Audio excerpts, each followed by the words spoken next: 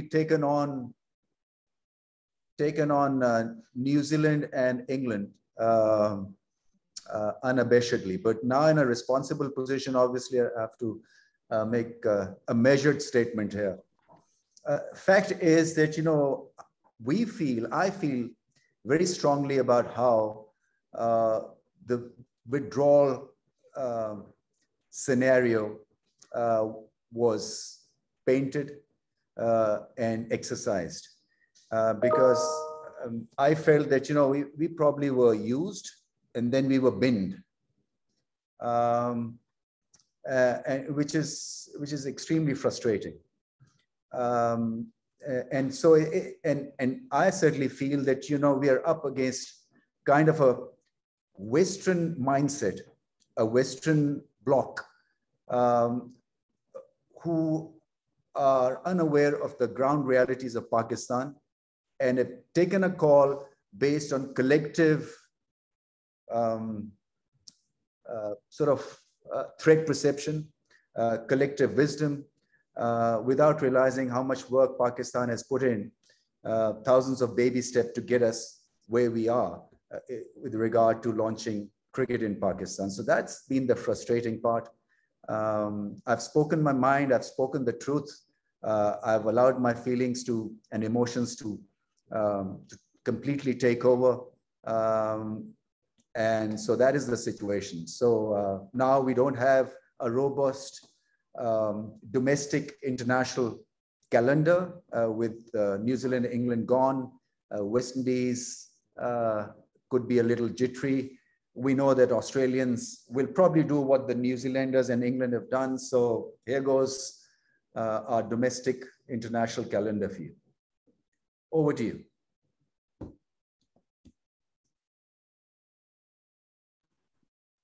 Ramiz, it's Lawrence Booth here from the Daily Mail. Can I ask whether there's any question of compensation from the ECB for this cancellation? We have not spoken as a group. I don't know. I mean, we look at all the angles.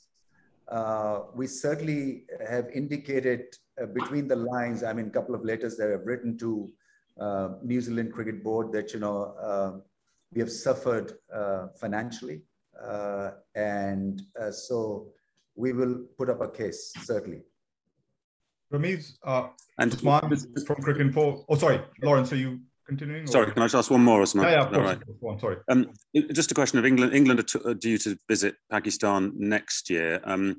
Obviously, there's been a loss of trust over this. Will you be tempted at all to cancel that trip in advance because you need to get your calendar sorted?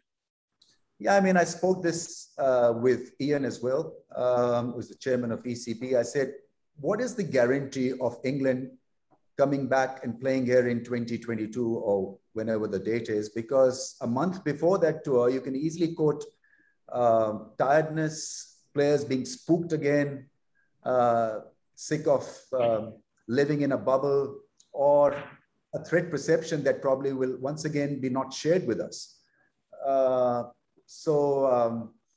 And he clearly had no answer to that. So yeah, we'll have a backup plan for sure. Thank you.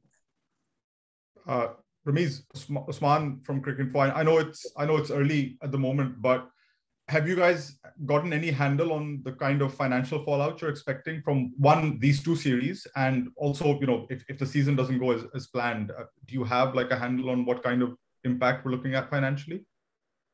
I think we know the numbers for New Zealand withdrawal, how much we'll suffer.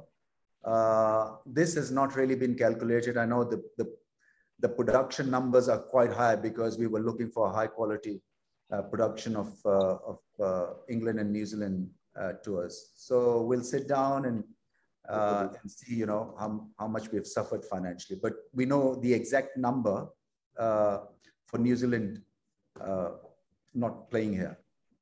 Are you in a position to tell us that number? No, yeah, Usman. Oh, okay, fair enough. And my follow-up question was that have you guys at all had any thoughts about again looking looking to a neutral venue, or are you still insisting that, we will continue playing in Pakistan? Yeah, I mean, that question was popped up by a few of the local journals as well. And so my stance and our stance for many years now is that we've made so much of sacrifice. We've spent a lot of money trying to instill confidence in the visiting teams to play in Pakistan. So we're not going to look outwards or look for international neutral venues. It's going to be Pakistan right from now till the end.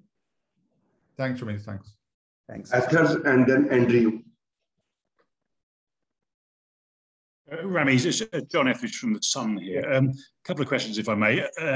Your disappointment or your anger, is it particularly because Pakistan came to the UK last year before anyone was vaccinated at the height of the COVID pandemic and saved the ECB tens of millions of pounds in broadcast revenue? Is that the overriding feeling of anger you have towards the ECB? John, it's the feeling of being used and then binned. That is the feeling that I have right now. So a little bit of hand-holding, a little bit of caring was needed, especially after New Zealand pullout. And we didn't get that from ECB, from England, which is so frustrating. So yes, you're right. We've been going out of our way to adjust, to accommodate the international demands. We've been such a responsible part of the cricket fraternity. And in return, we get a response from ECB quoting that the players were spooked by New Zealand's withdrawal. I mean, what does that mean? And players been living in a bubble environment, and they're mentally not there, they're lethargic, even though we offered them terms of just making it for 4 days and housing them just next door to the stadium in our national high performance facility, which is like absolutely A grade. It was about helping a member of the cricket fraternity when he needed you the most. And we didn't get that from ECB. I want to ask, during your conversations with Ian Watmore and maybe others at the ECB, do they say that they'd spoken to the players? Because we know that Owen Morgan has previously pulled out of tours, one to Bangladesh when he was concerned about security concerns. England flew home fairly promptly from South Africa about 10 months ago. Have the players, in your view, exerted pressure on the ECB, do you think? I don't know how the board is structured in England. I mean, it's the Players Association, then, you've got the players themselves, and then there's the cricket board. And so I don't know. I mean, he appeared as if the decision was out of his hands, that there were other influencers who really made the call in the end on his behalf. But the fact is, John, that when you travel to subcontinent, when you travel to Pakistan, you must have that mindset where there'll be few bumps on the way, that you're not traveling to US or any Western country. So there'll be chaos on the roads when it comes to traffic, for example. There'll be unnecessary honking and all that. And so you come here with that emotional spirit, with that cricketing spirit that, look, we are here, maybe against the odds, trying to just stretch our comfort zone, break the barriers, and play out a couple of matches just to make sure that we are behind Pakistan, that you have made a lot of sacrifice to get here. And we didn't see that from New Zealand, and now not from England as well. Okay. Andrew and Athers, please. Andrew, you there? Okay, yep. We'll move on. Okay, Andrew, please go ahead. Yeah, g'day, Ramiz. It's Andrew Wood from the Sydney Morning Herald in Australia. Just wanted to ask you about the tour, Australia's tour next year. Firstly, what gives you the impression that Australia won't tour, and what would it do to Australia's standing as a global cricket citizen if they weren't to tour, given that they've already pulled out of a tour of South Africa earlier this year? So, I mean, I got to know for the first time that there's a concept like the 5 eyes. And so when a threat is received, it's put in a pot for Australia and for New Zealand, for England, for America, for Canada to assess, and then they make a sovereign call on it. But looking at the trend, how things have transpired, in New Zealand first, then England, maybe West Indies, I'm not too sure, and then definitely Australia. So I'm just looking at the pattern that has developed, and that's why I say this Western bloc, this Western mentality of not understanding the issue, sitting about 20,000 miles away and making a call on our security agencies and on security, on cricket security, which is very frustrating because we have the best security agencies, the most battle-hardened security agencies in the world, and not sharing your fear, not sharing the threat perception with them is ridiculing our DNA in a way. And so I think Australia need to be responsible. It's as simple as that, because the theme here is to help out Pakistan, and it must not have a dominoes effect. And it appears as if we're going to experience a dominoes effect here. And would it damage Australia's reputation in the cricket world as a country that only tours the countries that make their money and won't help out? I suppose. Yeah, I mean, you see, obviously, I mean, you've got to be responsible.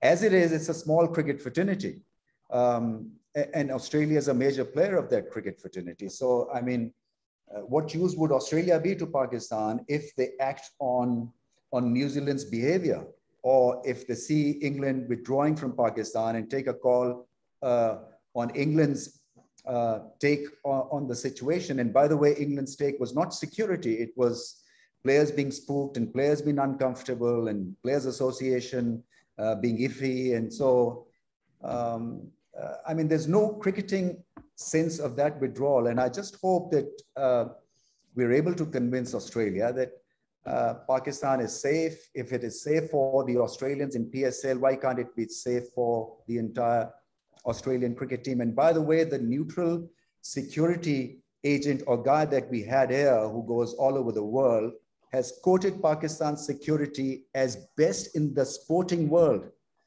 It beats the football security. It beats the Formula One security. I don't know how else we can convince the world that everything is fine here. Rory, Karan, and Amlan, please. Hi, Ramiz. Do you think there's any prospect? You've talked about this Western bloc of countries, and it's a divide, clearly a sharp divide. Is there any threat to the international sort of the future tours program, the international fixture list? Really, could this become a reciprocal problem, and suddenly we see international cricket not being what it has been for the last few years? Yeah, I mean, certainly. I mean, I'm viewing it like that. I'm sure the other Asian countries feel the same way, as if we're living on the edge when it comes to playing the Western bloc, that we've got to be at our best when we invite them here. And so we're so worried that, other things got to be absolutely 2000% correct for them to travel to Asia, which is just not right. And I don't want this Asia versus West or West versus West debate to take precedent over the game of cricket. But it appears if security threat perception is going to be made as a get-out clause, then any one of the members could have a problem with any other member, whether we're playing Australia in Australia or whether we're playing England in England. I can certainly get up tomorrow morning and say that we're not comfortable playing, say, in a certain part of England because we feel that there could be this little threat. And so it's just not right. The tone has got to be set properly here. Thanks. And just one more.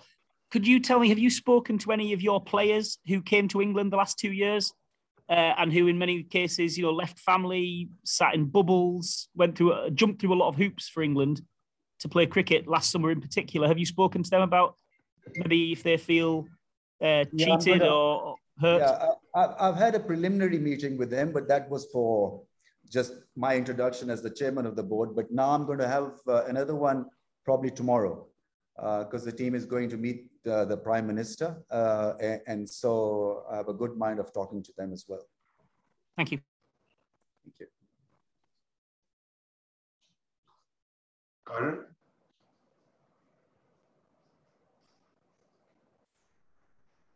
Karan, you there?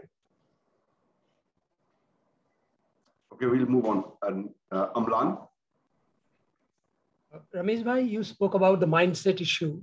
You think it's probably easy to walk out of certain countries like Pakistan, Bangladesh, who have suffered in the past, and it's probably high time for ICC to intervene that similar things don't happen? You see, Amlan, the problem is that, you can quote security and nobody can contest that point. But my frustration is that New Zealand did not share their security concerns at all. A decision was made probably in Auckland, 20,000 miles away.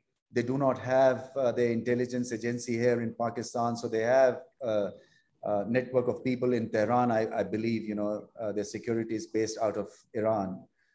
And so nothing was shared. And one evening they informed us and then they took off. So I don't know. It's a debatable point. You've got to look at the other mindset as well. But my point is that when you travel to Pakistan or to subcontinent, you've got to really beat the odds every time. And you've got to have a set of players who are willing to experience the bumps, maybe. They come here for PSL, they go to Bangladesh and play their franchise cricket. Nothing happens.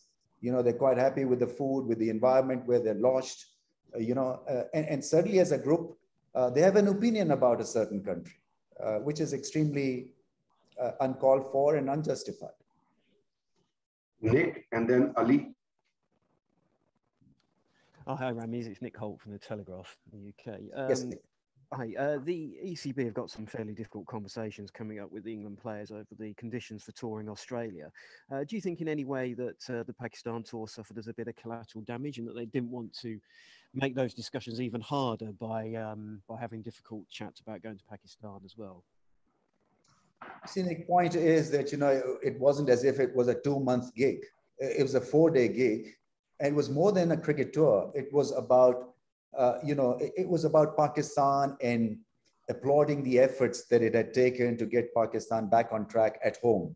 Nothing more than that. Our World Cup practice wouldn't really have been affected by it, or preparation wouldn't have been really affected by a couple of matches against England. It was just a gesture of the West that we are here to support a cricket friend, a part of the cricket fraternity, nothing more than that. When you were talking to Ian Watmore, did you get the impression that the Ashes had an impact on this as well? Oh, it's talking about player being sort of, just a little bit fatigued, all that kind of stuff. And it's just not only England. The other cricket boards and other cricket players have also suffered as a result. It's not been an easy going for the last year and a half. But you've got to put up with it. It's as simple as that. But you can't pick and choose. Certainly can't. Thank you. Ali? Oh, hi, Ramiz. It's Ali Martin here from The Guardian. I'm just wondering, you mentioned in the past about players from the PSL, from England coming over to play in the PSL, etc. Was there any discussion about England sending over a team, even if some of the first team players, in inverted commas, didn't fancy it? No, that point wasn't raised aggressively by me, but then Ian said that, there wasn't even chance of a second 11 kind of a situation being discussed because it's a complete no-no. So it just wasn't even an option. Yeah, it was an option for ECB even to send, spare players. Mm. And also just on the bubble fatigue side of things, how does it sort of sit with you when, sort of 9 of the 18 England sort of first team squad are currently playing in the IPL? Does that all stack up for you that they're jaded and bubbled out? I mean, you see that a cricketer has to go through many phases, and that's why, we're temperamentally great as sports persons. And that is their choice. If they want to be part of the bubble life, so be it. Obviously, there's the extra attraction of money and the stage. But then, my grouse is that, my frustration is that when Pakistan needed ECB, it did not stand behind Pakistan. Thank you. Yes. Dino, Ayush, and Kaushik, please. Hi, Ramiz. Dean Wilson here from the Daily Mirror. I just wonder, quite a lot of the stuff that you're saying has been about the cricket fraternity and an idea that there's some kind of, unspoken bond between cricket boards. I mean, is that just a complete fallacy? And actually, in the same way that there's no honour amongst thieves, the same could be said about cricket boards. And ultimately, you kind of can no longer really rely on each other as friends, and everything has to be done through contracts and legally and financially. Otherwise, this will continue to happen forever and a day. Yeah, I absolutely agree. I think it's cosmetic. I mean, we get together as a group. We talk a lot about the add-ons, but we don't really address the elephant in the room. For example, security. For example, pulling out of tours just because you want to, or why is there just this block of 2-3 nations running the show, stuff like that. So I agree. I mean, it's more cosmetic than anything else, because we've tried to create a bond. We've played by the book for so many years. We've gotten, we sort of made sure that, we go out and play in New Zealand in tough times, in quarantine times, to England, elsewhere. So we've been a very responsible member of this fraternity, but in return, we get nothing. So obviously everything is cosmetic because there are self-interests. Then you've got these, blocks of countries, and we know that it's graded. So there's the top tier and the not so top tier.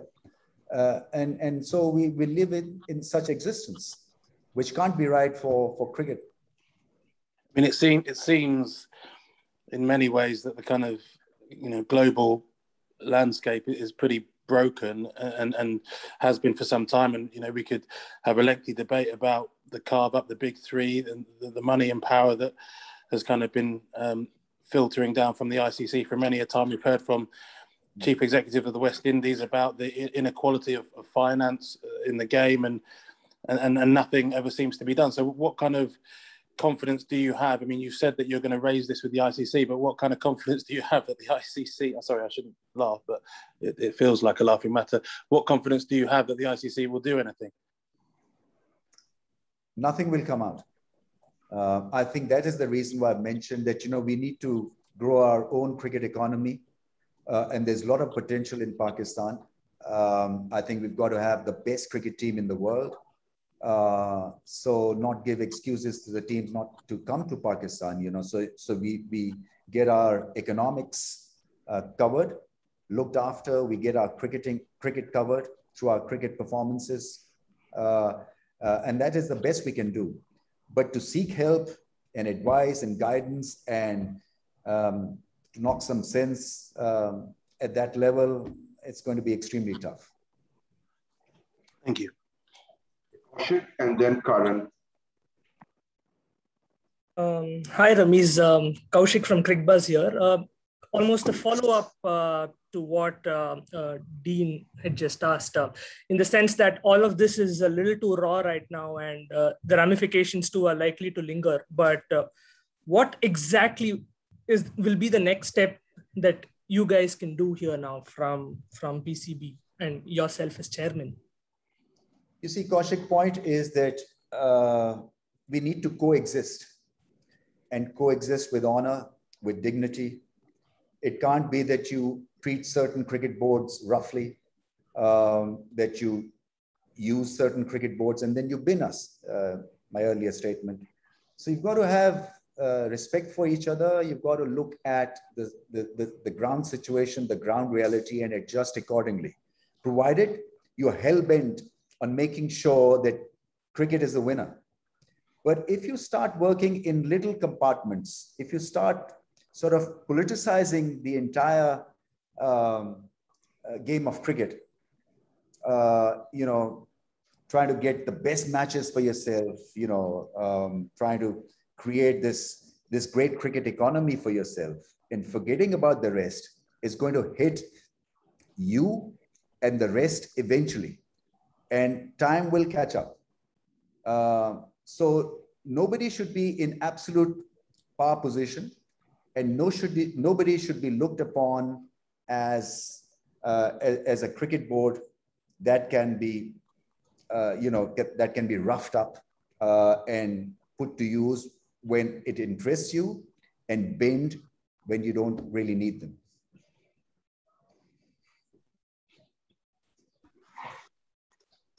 Karan? Hi, Ramiz. It's Kieran from AFP here.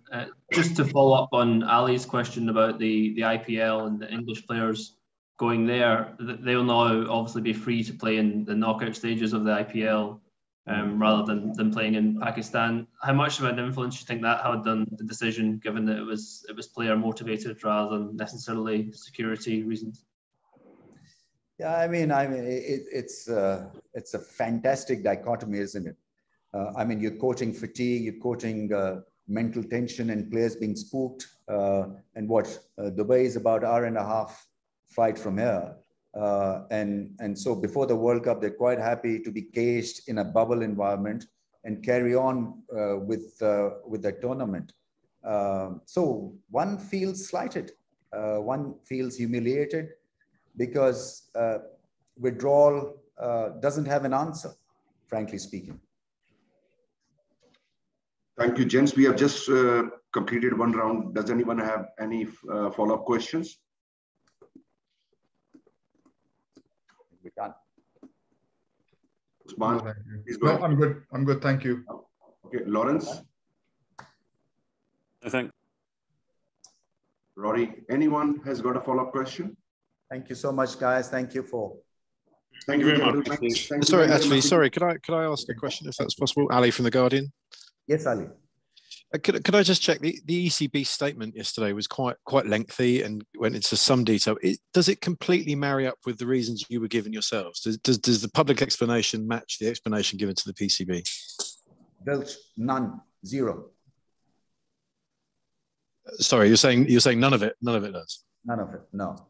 I mean, this was like you know, more cosmetic than anything else.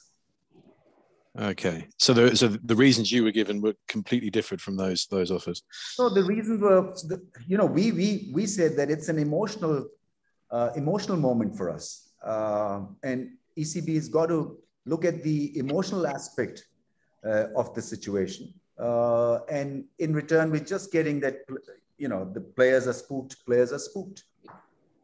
So I mean, how do you address that situation? I don't know. Fair enough. Thank you. Thanks very much. Thank you very, very much indeed, gentlemen, and have a great Sorry, day. one more. Sorry. One more thing. Sorry, Ramiz. Yes. Slightly kind of devil's advocate, I guess. Do you feel as though actually, had New Zealand continued with their tour, that England would have gone ahead with theirs, and so on the basis of New Zealand pulling out, can you in some way understand or appreciate though that unease that some players would have on the basis that they've never been to Pakistan before, and it is a completely new, as you say, it's something that you need to go in with a kind of open eyes and open heart.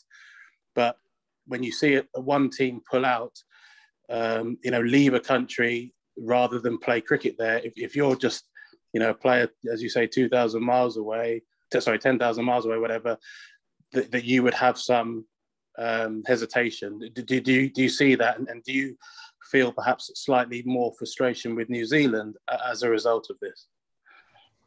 Clearly, I mean, it's a dominoes effect.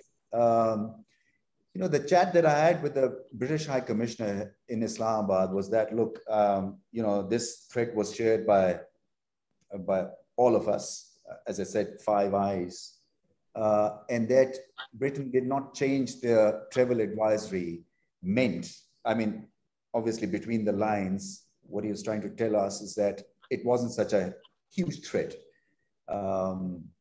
So I can understand players' perception regarding Pakistan, but then you see them lining up for PSL. And all these young kids have been part of PSL. The future asset of England have all come here and played PSL matches. And then there was the option of who wants to come, who doesn't want to come. We also talked about that, maybe England sending their spare team, or you know, 3-4 regular players mixing with the bench players, something like that. But then, you know, that wasn't even considered by ECB. But the extra element with the ECB obviously was that this was a men's and women's tour, and so, you know, there's no PSL for women's. None of the England women had ever been to Pakistan, you know, as individuals or as a team. And do you think that added an extra layer of complexity when you're dealing with two teams, and of course the ECB very much treating those two teams with the same level of I don't know, of care? No, Dean, I mean, women's cricket or cricket tour wasn't discussed at all. It was, I mean, the focus was on men's tour. Okay. Yeah. Okay, thank you. Okay, that's rounds up the session. Thank you very, very much indeed, gentlemen, for your time. It's much appreciated. Have a great day. Thanks, Ami. Thanks, Rambo. Thanks a lot.